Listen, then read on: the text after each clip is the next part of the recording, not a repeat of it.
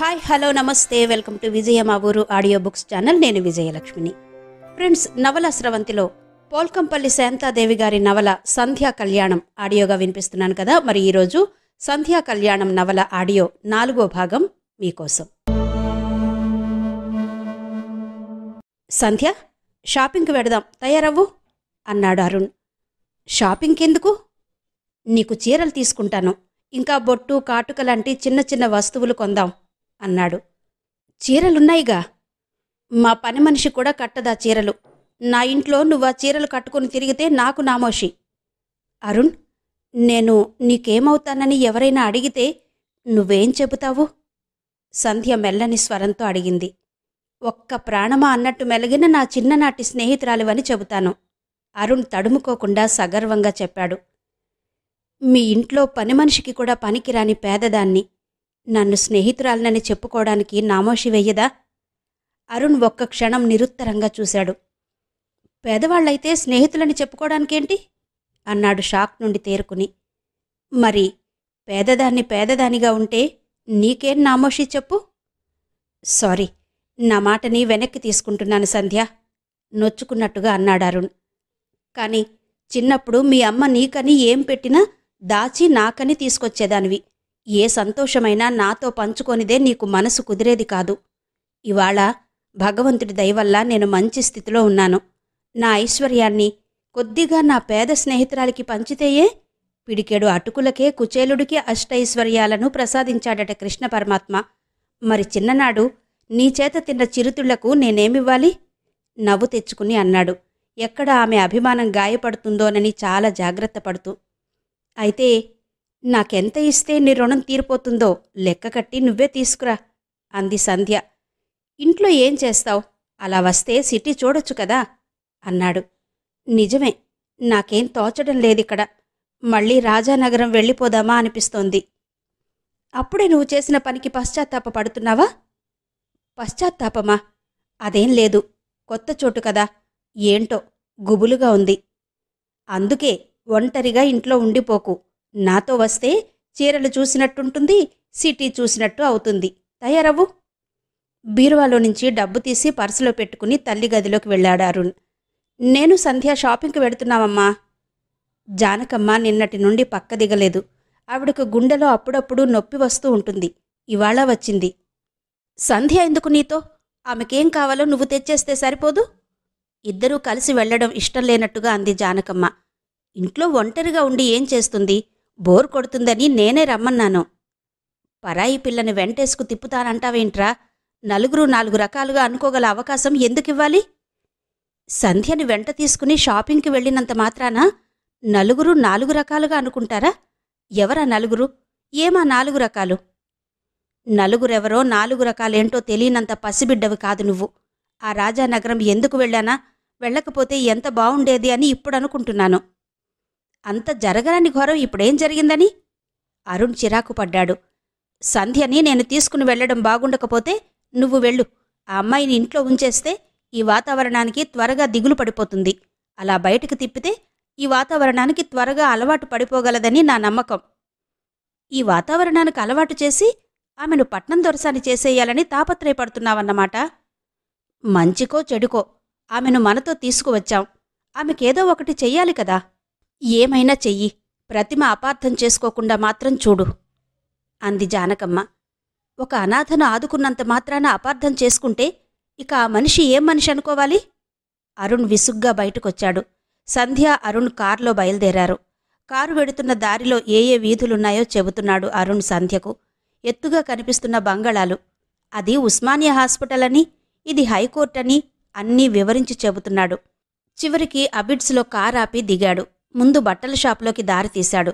అతడు ఖరీదైన చీరలు తీయిస్తుంటే, అరుణ్, అంతంత ఖరీదువి వద్దు. మా అమ్మా నాన్న బ్రతికి ఉన్నప్పుడు కూడా నేను కట్టలేదు. ఇప్పుడు ధర్మానికి కట్టాలంటే నా మనసు ఒప్పడం లేదు అంది సంధ్య. ఇది ధర్మమా? అరుణ్ తెల్లబోయాడు. సంధ్య, నీకు నేను ఏం చేస్తున్నా ఏం చేసినా చిన్ననాటి స్నేహితురాలివన్న ఆత్మీయతతో చేస్తున్నాను తప్ప మరో విధంగా నువ్వు చూడకు. సంధ్య అభ్యంతరాలకు సంకెళ్ళు వేస్తున్నట్టుగా అన్నాడతను. ఆ తర్వాత అతడు తన కోసం ఏం తీసుకుంటున్నా ఏమనలేకపోయింది సంధ్య. కాని నగల షాపుకు వెళ్లి తన కోసం బంగారు చైన్ ఖరీదు చేస్తుంటే మాత్రం ఊరుకోలేకపోయింది. ఇంత ఖరీదు చేసే వస్తువు నాకోసం ఎందుకు కొంటావు? అది లేకపోతే ఇప్పుడేమైంది? అంది కొంచెం గాబరాగా. ఒక ఆడపిల్ల బోసి మెడతో నా ఇంట్లో తిరుగుతుంటే నేను చూడలేను.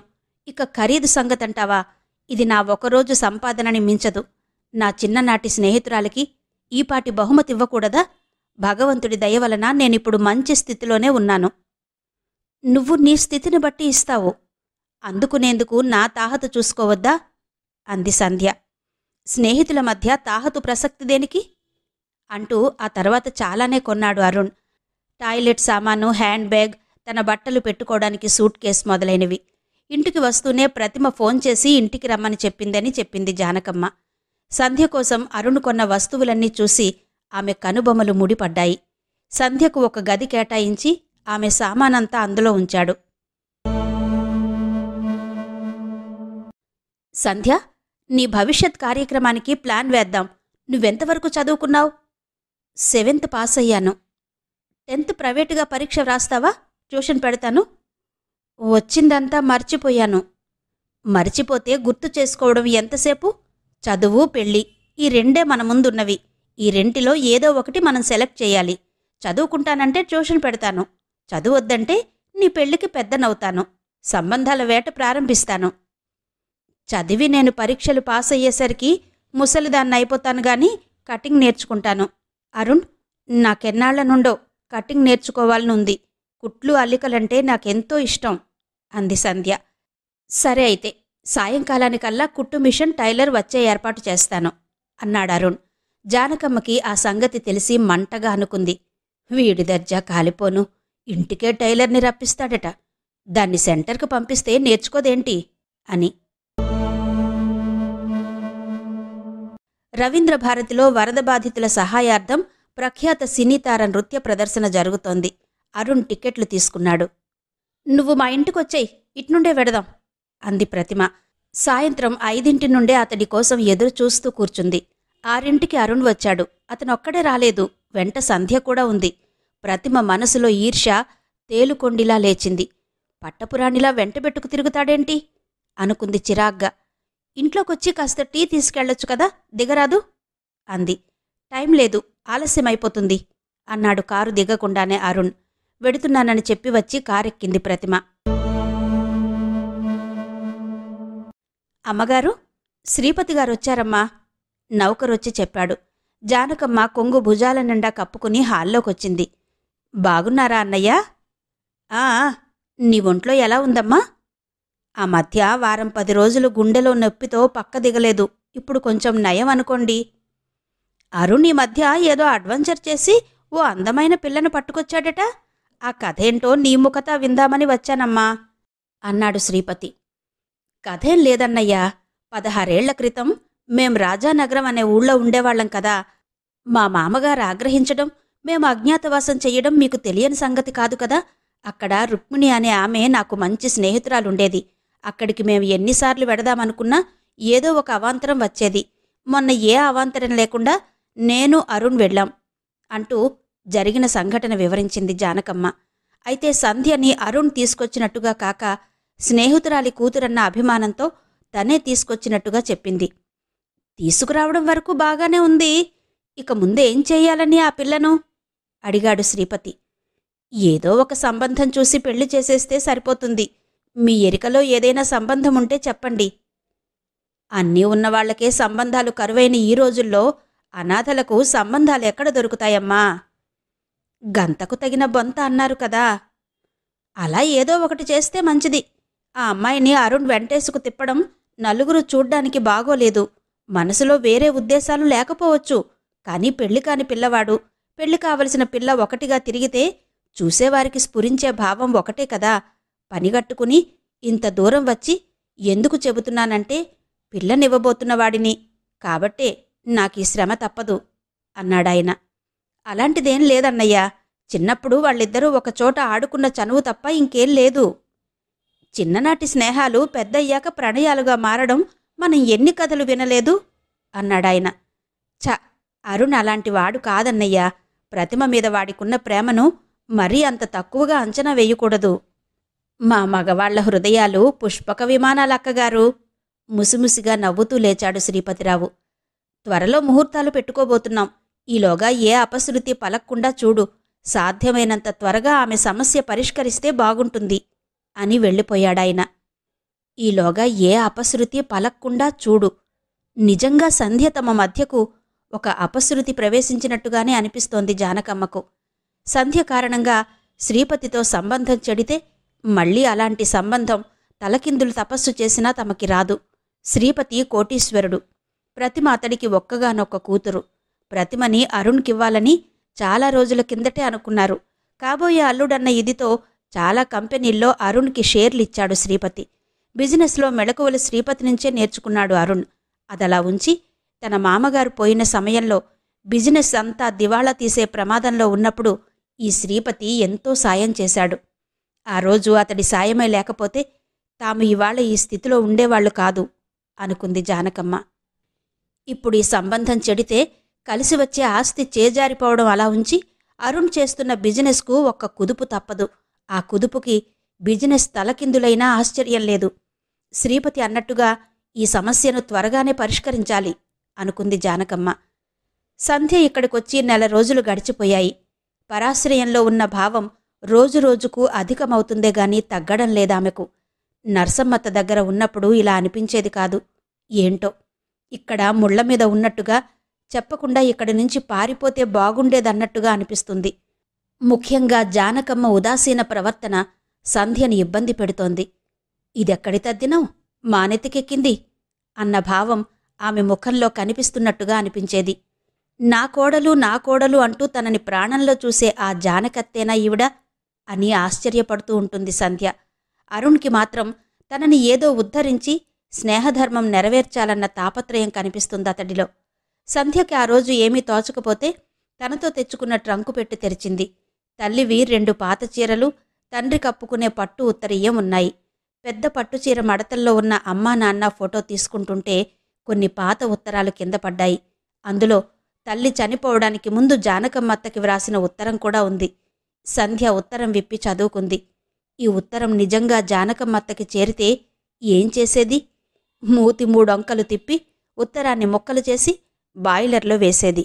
అంతకు మించి విలువిచ్చేది కాదా ఉత్తరానికి. ఆ ఉత్తరం పోస్ట్ చేయకుండా తను మంచి పని చేసింది. అమ్మని ఒక అపహాస్యం నుండి తప్పించింది. ఏం చేస్తున్నావు సంధ్య? అరుణ్ గదిలోకొచ్చాడు. సంధ్య చప్పున ఉత్తరం తీసి చీర మడతల్లో పెట్టేసింది. ఏంటి దాస్తున్నావు? నేను చూడకుండా. ఏం లేదు. లేకపోవడమేంటి? ఆ చీరలో ఏదో దాచావు. అరుణ్ వంగి పెట్టెలో ఉన్న పట్టుచీర పైకి తీశాడు.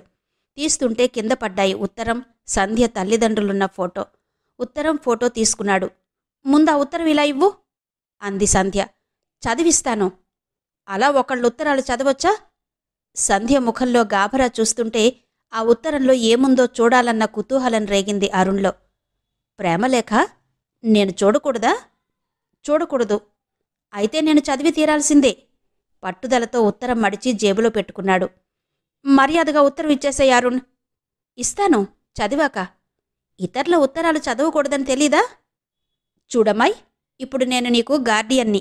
నీ మంచి చెడ్డలు చూసే బాధ్యత నాది. నేను చదవచ్చు. ఉత్తరం అరుణ్ చదవకముందే తీసేసుకోవాలన్న తాపత్రయంతో అరుణ్ జేబులో చెయ్యి పెట్టబోయింది సంధ్య. అరుణ్ ఆ చేతిని అలాగే పట్టుకున్నాడు. ఇదేదో ప్రేమలేఖే కావాలి, లేకపోతే నువ్వింత గాబరా పడవు.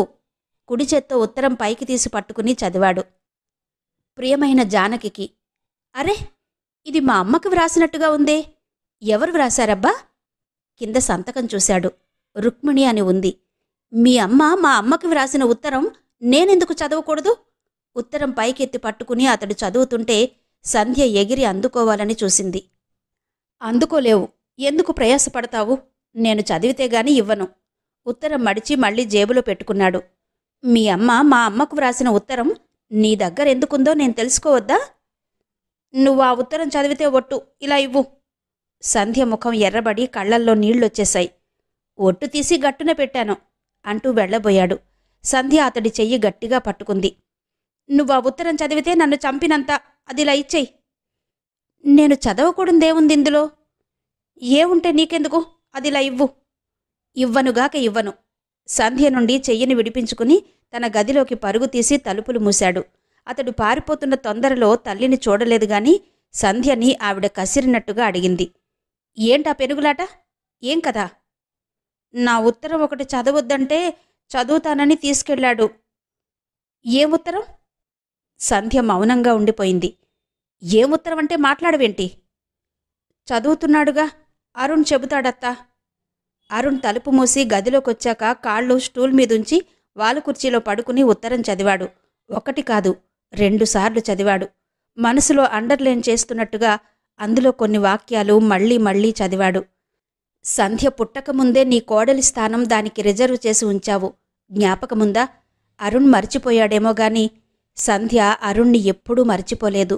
అరుణ్ అంటే దానికి ఎంత ప్రేమో, ఎంతో వేదనని ఎదలో మోస్తూ ఒంటరితనంతో వేగిపోతున్నాను. జానకే ఉంటే నాకింత ఒంటరితనం ఉండేది కాదు కదా అని నా కూతురని గొప్పగా చెప్పుకోవడం కాదుగాని సంధ్య కుందనపు బొమ్మలా ఉంది. ఒక్కసారి చూశావంటే. చిన్నప్పుడు తనని ముద్దు చేస్తూ ఆడిస్తుంటే రుక్మిణత్త ముఖం అరుణ్ కళ్ల ముందు కదిలింది.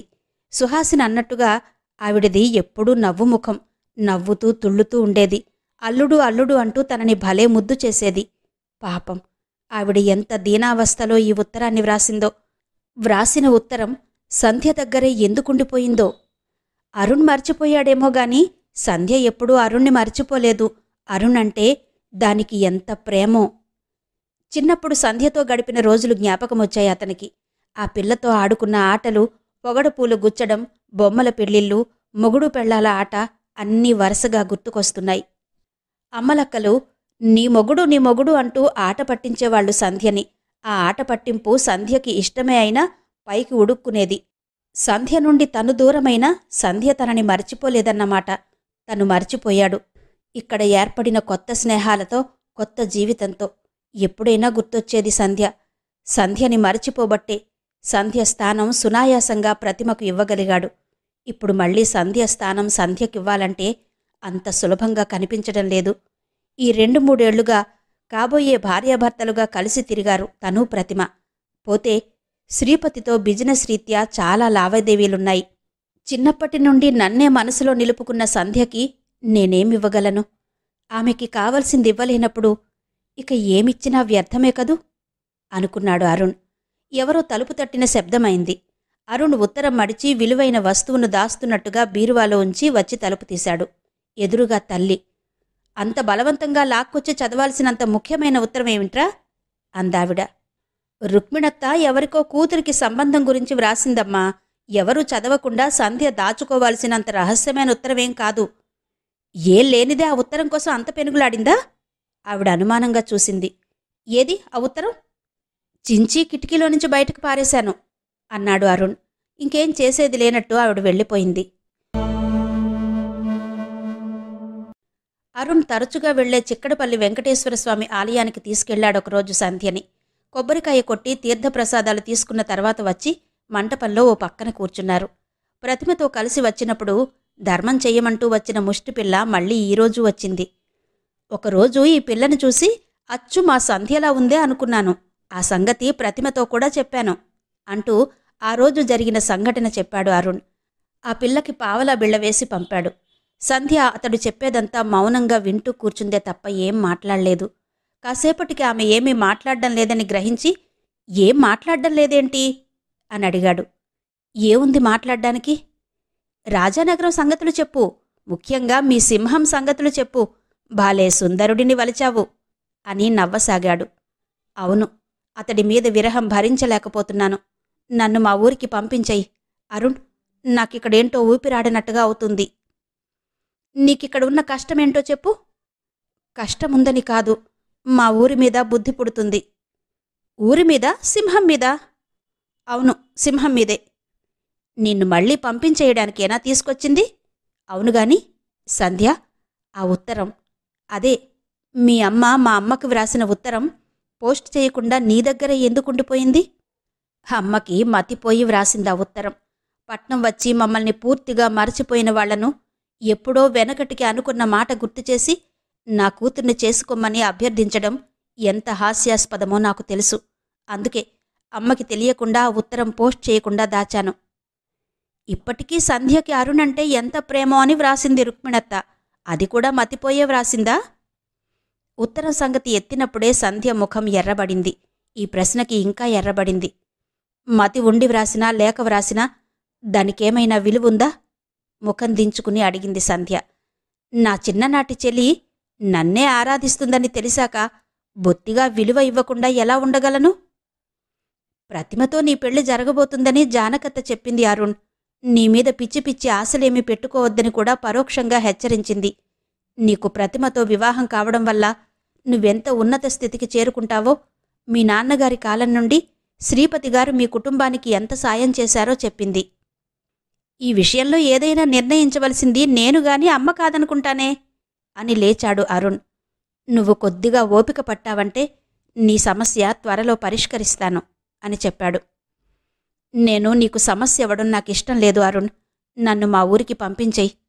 సింహం మెడలో వరమాల వెయ్యాలని నీకంత ఉబలాటంగా ఉంటే అలాగే పంపించి వేస్తాను. నీతో వచ్చి సింహం మెడలో వరమాల వేసే అర్హత కూడా కోల్పోయాననుకుంటున్నాను. మాటల్లోనే కారు దగ్గరకొచ్చారిద్దరు. అరుణ్ డోర్ తెరిచి సంధ్య ఎక్కాక డోర్ వేసి తను ఇటు నుండి వచ్చి ఎక్కి స్టార్ట్ చేశాడు. అరుణ్ సంధ్యతో గుడికి వెళ్ళాక ప్రతిమ వచ్చింది ఇంటికి అరుణ్ కోసం. ఆంటీ, అరుణ్ ఉన్నాడా? సంధ్యను తీసుకుని గుడికి వెళ్ళాడని చెప్పాలా వద్దా అని ఒక్క క్షణం తటపటాయించింది జానకమ్మ. తనిప్పుడు సంగతి దాచి అబద్ధం చెబితే నిజం తెలిసినప్పుడు ప్రతిమ తనని ఏమనుకుంటుంది? ఆంటీ ఈ వయస్సుకి అబద్ధాలు నేర్చింది అనుకుంటే? ప్రతిమ ఏమైనా అనుకోని నిజం చెప్పడమే మంచిది అనుకుంది జానకమ్మ. సంధ్యని తీసుకుని గుడికి వెళ్ళాడమ్మా. అరుణ్ వ్యవహారం నాకేం నచ్చడం లేదాంటీ. అరుణ్కి నేను కావాలో సంధ్య కావాలో ఇవాళ తేల్చేస్తాను. ప్రతిమ చిరాగ్గా అంది. అరుణ్ కోసం నిరీక్షిస్తూ ఆవరణలో అసహనంగా పచార్లు చేయసాగింది. కారొచ్చి ఆగింది. అరుణ్ సంధ్య దిగారు. నిన్న మొన్నటిదాకా నాతో షికార్లు, ఇప్పుడు ఈమెతో షికార్లు. ఏంటి సంగతి? అరుణ్ నడుం చుట్టూ చెయ్యి వేసి అతడిని హత్తుకున్నట్టుగా నడుస్తూ అడిగింది మెల్లగా. ఈర్ష్య పుట్టాక ఆడది పుట్టిందంటారు. ఇదేనేమో. సంధ్యని కాస్త గుడికి తీసుకెడితే ఏం పోయింది? ఇవాళిదన్నావు, రేపు సంధ్యని కాస్త ప్రేమిస్తే ఏం పోయింది అంటావు. సంధ్యని కాస్త పెళ్లి చేసుకుంటే ఏం పోయింది అంటావు ఎల్లుండి. నాకు లేని ఆలోచనలు నేర్పిస్తున్నావంటాను. పాపం పసిబాలుడివి మరి, వెక్కిరించింది ప్రతిమ. అరుణ్ టూర్ వెళ్ళాడు. వారం రోజుల వరకు రానని చెప్పాడు. అరుణ్ లేని సమయంలో ఒక సంఘటన జరిగింది. చక్రపాణిగారని జానకమ్మకి తమ్ముడు వరుసైన ఒక ఆయన భార్య 3వ కాన్పులో పోయినట్టుగా రేపటి నుండి కర్మకాండ మొదలవుతుందని జానకమ్మకి ఫోన్ చేసి చెప్పాడు. జానకమ్మకి దగ్గర బంధువు ఒక ఆయన. మరునాడు పరామర్శించి రావడానికని బయలుదేరింది జానకమ్మ. ఇల్లంతా బంధువులతో కిటకిటలాడిపోతుంది. ఓవైపు కర్మకాండ జరుగుతుంది. ఒక గదిలో చక్రపాణి 2 పిల్లల్ని చెరో పక్క కూర్చోబెట్టుకుని కూర్చుంది చక్రపాణి చెల్లెలు కమల. జానకమ్మని చూసి రా అక్కయ్యా అని ఆహ్వానించింది. వాడికి 5, దీనికి 3 ఏళ్ళు అనుకుంటాను. పాపం చిన్నపిల్లలు. ఇంత చిన్నపిల్లలకి మాతృవియోగం. చక్రపాణి ఎలా పెంచుతాడో ఏమో అంది సానుభూతిగా. వదిన ఉన్నప్పుడే అన్నయ్య ఒక్క నిమిషం తీరికగా ఇంటి పట్టునుండేవాడు కాదు. బిజినెస్ అంటూ దేశాలు పట్టుకు తిరిగేవాడు. నౌకర్లు చాకర్లు ఎంతమంది ఉంటే ఏమి? వాళ్ళు తల్లిలాగా తండ్రిలాగా చూస్తారా? ఓ 10 రోజులు నేను చూశాను. ఆంటీ ఆంటీ అంటూ హత్తుకుపోయినట్టు తిరిగారు. ఇప్పుడు విడిచి వెళ్లాలంటే నాకు బాధగానే ఉంది. కానీ తప్పదు కదా. అక్కడ నేను ఒక్కరోజు లేకపోతే కొంపలంటుకుపోయినట్టుగా చేస్తారు ఆయనా పిల్లలు. మంచి ఆయా దొరికితే ఈ సమస్య కొంత పరిష్కారం అవుతుంది. జానకమ్మకు మనసులో మెరుపుల ఆలోచన మెరిసింది. సంధ్యని ఈ పిల్లల్ని చూడ్డానికి ఆయాగా కుదిరిస్తే తన సమస్య తీరుతుంది. ఇక్కడ ఈ పిల్లలకి మంచి ఆయా దొరికినట్టవుతుంది. సంధ్యకి ఒక ఆధారం చూపించినట్టు అవుతుంది. అరుణ్ ఊళ్ళో లేని ఈ సమయమే మంచిది అనుకుంది జానకమ్మ. అవును మరి, నీకు సంసారం ఉందిగా అంది సానుభూతిగా. నాకు తెలిసిన ఒక అమ్మాయి ఉంది. తల్లి తండ్రి 2 పోయారు. ప్రస్తుతం నా దగ్గరే ఉంది. మంచి నమ్మకస్తురాలు. పంపించమంటే పంపిస్తాను. అన్నయ్యనడిగి చెప్పు మరి. నమ్మకస్తురాలైతే సరే. అన్నయ్యనేమడగాలి? నీకు తెలీదా అక్కయ్య? రేపు తీసుకొస్తావా? ఈ దినాలైపోని నువ్వు ఊరికి వెళ్ళిపోయే ముందు ఆ అమ్మాయిని తీసుకొస్తాను. ఆమె చెయ్యాల్సిన పనులు తెలియచెప్పి నువ్వు వెళ్ళిపోవచ్చు. జానకమ్మ ఇంటికొచ్చి సంధ్యతో చెప్పింది. పాపం ఇద్దరు చిన్న పిల్లలు. చక్రపాణికి భార్య ఉన్నప్పుడే ఇల్లు పట్టేది కాదు. ఈ పిల్లల గతి ఏంటా అని ఆ పిల్లల మేనత్త బెంగ పెట్టుకుంది. తనకి మరో ఊళ్ళో పిల్లలు సంసారం.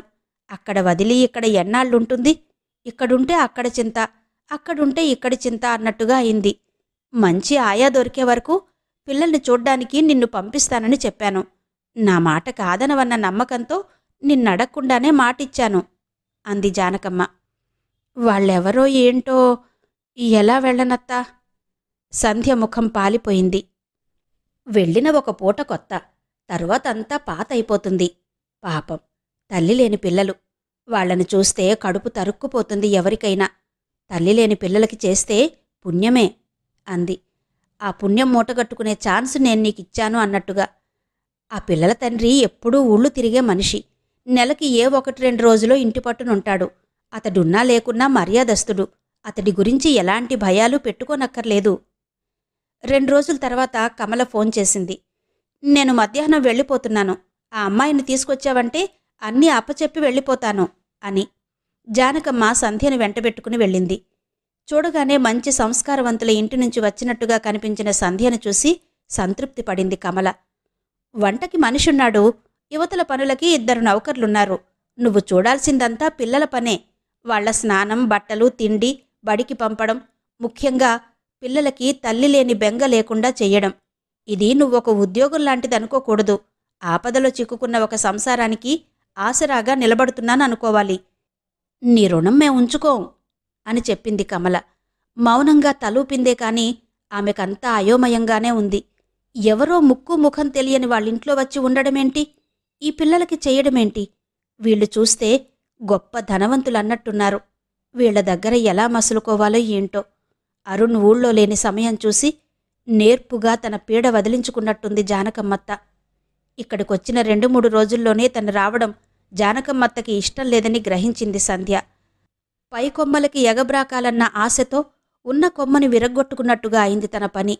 అరుణ్ మాట పట్టుకుని వెంట రావడం చాలా పొరపాటయిందని పశ్చాత్తాపపడుతున్న సమయంలో జానకమ్మత్త తల్లి లేని పిల్లల్ని చూడాలన్న నెపంతో ఇంటి నుండి పంపించివేసింది. ఇప్పుడేం జరిగినా తనేం చెయ్యలేదు. ప్రవాహం ఎటు కొట్టుకుపోతే అటు కొట్టుకుపోవాల్సిందే. నిండా మునిగిన వాళ్లకి చలేంటన్నట్టు తను భయపడకూడదు అనుకుంది సంధ్య. 2-3 రోజుల్లోనే చక్రపాణి పిల్లలిద్దరూ సంధ్యకి బాగా అలవాటయ్యారు. బాబు 5 ఏళ్లవాడు, పేరు శ్రీకాంత్. పాప 3 ఏళ్లది, పేరు ప్రేమ. 2 పిల్లలు ఆవిడికి కాస్త వయస్సు మీరాకే పుట్టారట. శ్రీకాంత్ తల్లినసలు తలిచేవాడు కాదు. ప్రేమ మాత్రం మమ్మీ కావాలి అంటూ ఏడ్చేది. మమ్మీ ఊరెళ్ళిందిగా అని చెప్పేవాడు శ్రీకాంత్. వాడికి కమలమ్మత్త అలాగే చెప్పింది. సంధ్య అదే మాట చెప్పింది. మమ్మీ ఊరికెళ్ళింది, నువ్వేడవకుండా ఉంటే బోలెడు బిస్కెట్లు, చాక్లెట్లు తెస్తుంది. ప్రేమ ఏడుపు మానేసి తల్లి తనకు బోలెడు చాక్లెట్లు, బిస్కెట్లు తెస్తున్నట్టుగా ఊహించుకుని తెగ మురిసిపోయేది. సంధ్య వచ్చిన 4 రోజుల తర్వాత, అయ్యగారు ఊరు వెడుతున్నారు, మీతో ఒక మాట చెప్పి వెడతారట, హాల్లోకి రమ్మంటున్నారు అని చెప్పాడు నౌకరు. ఇంతవరకు చక్రపాణికి ఎదురుపడలేదు సంధ్య. భోజనానికి తప్ప అతడు క్రిందికొచ్చేవాడు కాదు. అతడు భోజనానికొచ్చినప్పుడు సంధ్య పిల్లలతో గదిలో ఉండిపోయేది. భుజాల నిండా కొంగు కప్పుకుని అతడికి దూరంగా గోడకి ఒదిగినట్టుగా నిలబడింది సంధ్య. జానకక్క నిన్ను పంపించి చాలా పుణ్యం కట్టుకొంది. నువ్వొచ్చాక పిల్లల విషయంలో చాలా నిశ్చింత ఏర్పడింది నాకు. నేను సిలోన్ వెడుతున్నాను. తిరిగి రావడానికి 2 వారాలు పడుతుంది. ఈలోగా పిల్లలకేం కావాలన్నా కొనిపెట్టడానికి ఈ డబ్బు నీ దగ్గరుంచుకో. డబ్బున్న పర్స్ తన ముందున్న టేబుల్ మీదుంచాడు. సంధ్య మెదలకుండా చూస్తుందతణ్ణి. ఇది నీ స్వంత ఇల్లులా ఉండొచ్చు. పిల్లల్ని తీసుకుని సినిమాకు వెళ్ళొచ్చు. కారిక్కడే ఉంటుంది. పిల్లల్ని తీసుకుని నీ ఇష్టమున్న చోటికి వెళ్ళొచ్చు. పిల్లల్ని సాధ్యమైనంత సంతోషంగా ఉంచడానికి ప్రయత్నించు. ఇంకా చెబుతున్నాడతను. జీతం గురించి మాట్లాడడేమనుకుంటుందా? జీతం 500 రూపాయలు. అది నీకు సంతృప్తి అనిపించకపోతే ఇంకా ఇస్తాను. పిల్లలకి తల్లి లేదన్న లోటు కనిపించకూడదు. ఆ బెంగ వాళ్ల దరిదాపులకు కూడా రాకూడదు. అదే నీ నుండి నేను కోరేది. అతడి మాట సంస్కారయుతంగా, మనిషి సంస్కారవంతుడిగా కనిపిస్తుంటే సంధ్యకి సగం భయం తీరినట్టుగా అయింది. జీతం 500 రూపాయలు. ఇంకా ఎక్కువ కావాలన్నా ఇస్తాను. అంటే ఏదో 2 రోజులుండి పిల్లలకి తల్లి లేని లోటు చూడడం కాదన్నమాట. తను చేస్తున్నది సహాయం కాదు, ఉద్యోగమన్నమాట. జానకమ్మత్త తెలివిగా తననిక్కడ ఆయాగా కుదిరించినట్టు చెప్పక, ఆపదలో ఉన్నారు, కాస్త సాయమంటూ ప్రవేశపెట్టింది. నేను ఉద్యోగమని రాలేదు. తల్లిపోయి దైన్యస్థితిలో ఉన్న పిల్లల్ని 2 రోజులు కనిపెట్టి చూడడానికి వచ్చాను. జానకమ్మత్త కూడా అలాగే చెప్పింది అని చెప్పాలనుకుంది. కాని గొంతు పట్టేసినట్టుగా మాట పెగలలేదు. పర్సందుకుని నిశ్శబ్దంగా లోపలికొచ్చేసింది. అరుణ్ ఊరి నుండొచ్చాడు. వచ్చాక బట్టలు మార్చుకుని ముఖం కడుక్కుని టీ తీసుకున్న తర్వాత సంధ్య ఉన్న గదిలోకొచ్చాడు. సంధ్య లేదు, సంధ్య సామాను లేదు. అసలు సంధ్య ఉన్న గుర్తులేవీ లేవు. సంధ్య ఏదమ్మా? సంధ్య సంగతి తర్వాత చెబుతాను గాని, ఒకరోజు శ్రీపతి మామయ్య వచ్చాడ్రా. నువ్వు సంధ్యని వెంటేసుకు తిప్పడం బాగాలేదన్నాడు. సాధ్యమైనంత త్వరగా సంధ్యని ఇక్కడ్నుంచి పంపించి వేస్తే మంచిదన్నాడు. ఆయనెవరు ఆ మాట చెప్పడానికి? అరుణ్ దూకుడుగా అడిగాడు. ఎవరంటే? నీకు పిల్లనివ్వబోతున్న మామగారు. సంధ్య వల్ల ఆయనకేం ఇబ్బంది ఏర్పడిందట? పెళ్లికాని పిల్లని ఇంట్లో తెచ్చి పెట్టుకుంటే పిల్లనివ్వబోతున్నవాడు ఎలా ఊరుకుంటాడ్రా? జానకమ్మ కోపంగా అడిగింది. అందుకని సంధ్యని వాళ్ళ ఊరికి పంపించి వేశావా? ఊరికి పంపించేయలేదు, కాబట్టి సంతోషించు. చక్రపాణి మామయ్య భార్య పోయింది తెలుసా? మామయ్య పిల్లల్ని చూడ్డానికి పంపించాను. ఆపదలో ఉన్నవాళ్లకి ఒక ఆసరా చూపించినట్టు ఉంటుంది, ఈ పిల్లకి ఒక ఆధారం చూపినట్టు అవుతుందని. సంధ్యని ఆయాగా కుదిరించావన్నమాట. అరుణ్ కళ్ళు ఎర్రబడ్డాయి. మనం ఏ పేరు పెట్టుకుంటే ఆ పేరు అందావిడ. నీ స్నేహితురాలి కూతురికి పట్టెడన్నం పెట్టలేని స్థితిలో ఉన్నావన్నమాట అన్నాడు అరుణ్. పట్టెడన్నం కోసం కాదు, నీ భవిష్యత్తు కోసం. నా కొడుకు క్షేమం తర్వాతే నాకెవరైనా. స్వర్గంలో ఉన్న నీ స్నేహితురాలి ఆత్మ చాలా సంతోషపడుతుందమ్మా నువ్వు చేస్తున్న పనికి. అరుణ్, నేను చాలా ఖచ్చితంగా చెబుతున్నాను. చూడు, సంధ్యకి దగ్గర కావాలని చూశావా? ప్రతిమతో నీ పెళ్లి జరగకపోయిందా? నా శవమే చూస్తావు. ఏంటమ్మా ఇంత అన్యాయం?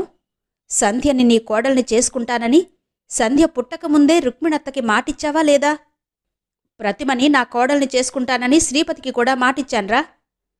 అది అన్యాయం అనిపించడం లేదా అమ్మా నీ మనసుకు? ఏంటన్యాయం? నాకు తగ్గ సంబంధం నేను చేసుకుంటాను. నువ్వెవడివిరా నాకు బుద్ధి చెప్పడానికి? ఆవిడ గయ్యమని లేచింది. ఆవిడతో ఇక వాదించడం అనవసరమనిపించింది అరుణ్కు. అప్పటికప్పుడు సంధ్య దగ్గరికి బయలుదేరాడు. నీ విషయంలో అమ్మ ఇంత దారుణంగా ప్రవర్తిస్తుందనుకోలేదు సంధ్య అన్నాడు బాధపడుతూ. సంధ్య నిర్లిప్తంగా, అత్త నన్ను వీధిలోకి వెళ్ళగొట్టలేదు కదా, ఒక పని చూపించింది అంది. నిన్ను దాసీని చెయ్యడం కోసమా ఊరు నుండి తీసుకొచ్చాను? ఇప్పుడేం చెయ్యాలనుకుంటున్నావు?